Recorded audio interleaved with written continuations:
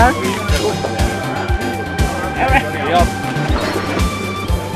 There we are.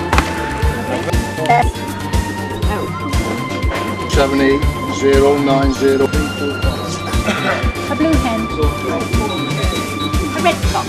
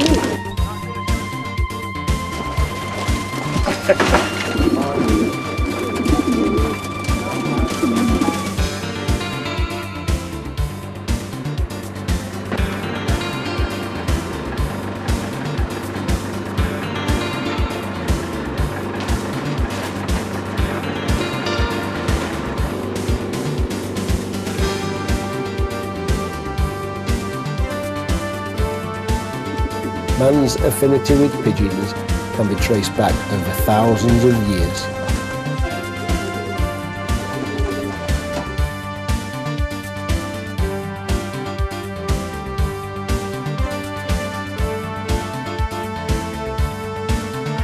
During wartime, they were used to carry secret messages and in fact were awarded more Dickin medals than any other animal. One such pigeon that was awarded the Dickin medal was Winky, who belonged to a Mr. Ross of Dundee. When a Beaufort bomber crashed into the North Sea some 150 miles east of Aberdeen, it was Winky's gallant flight that alerted the rescue services to the plight of squadron leader W.H. Cliff and his crew. Thanks to Winky, they all lived to tell the tale. The pigeon's role today is somewhat different and provides enjoyment to thousands of people, be it showing or racing. There is no age restriction on being a pigeon fancier, whether you keep them as a pet or as an athlete and partake in the sport of pigeon racing, the reward is immeasurable. In most towns there is a pigeon club, and information about your local pigeon club can be obtained from the Royal Pigeon Racing Association, whose headquarters are near Cheltenham in Gloucester. Good afternoon, Royal Pigeon Racing Association. How can I help? Here there is a dedicated team of staff that are employed by the members of the association. This could be described as the nerve centre, as it is from here the fanciers receive their registration rings that the birds carry on their leg.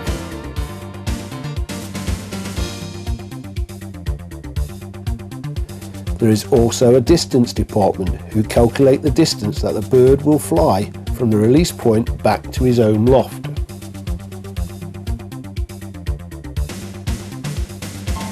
One very important role here is to repatriate any lost birds, as the registration ring that they have on their leg has a unique number, GB being the country of origin, the year it was born, an identification letter and a 5-digit number that identifies which club and individual the ring was issued to.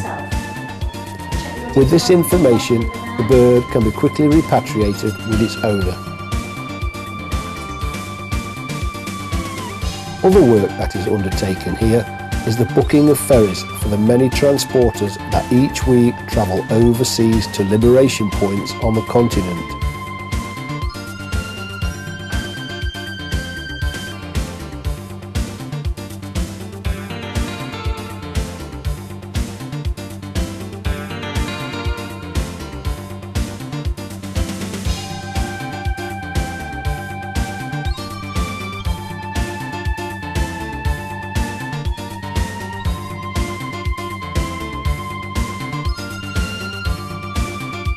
And then there is the end of year bash, so to speak, at Blackpool, in January. Yes, that's right, January. The whole town comes alive from thousands of visiting fanciers. The winter gardens are taken over by many trade stands selling every conceivable product to do with pigeon sport. In the ballroom there is a beauty pageant, with the birds being judged on their looks and conformation. Pigeons are housed in a shed-type building that is called a loft, and this can be constructed from almost anything, though it's important that it's a tidy affair as we don't wish to upset our neighbours. They come in all manner of designs with felt roofs, tiled roofs, but suffice to say, this doesn't matter to the humble pigeon, and a converted garden shed is more than ample for racing pigeons. Or should you wish to have a couple of pets, then why not a mini loft on wheels? Pigeon races are usually organised from the end of April through to the end of September, and can be from a short distance of 50 miles right through to 500 miles from Lerwick in the Shetland Islands, from where Ray Farrington won the King's Cup with his blue checker cock.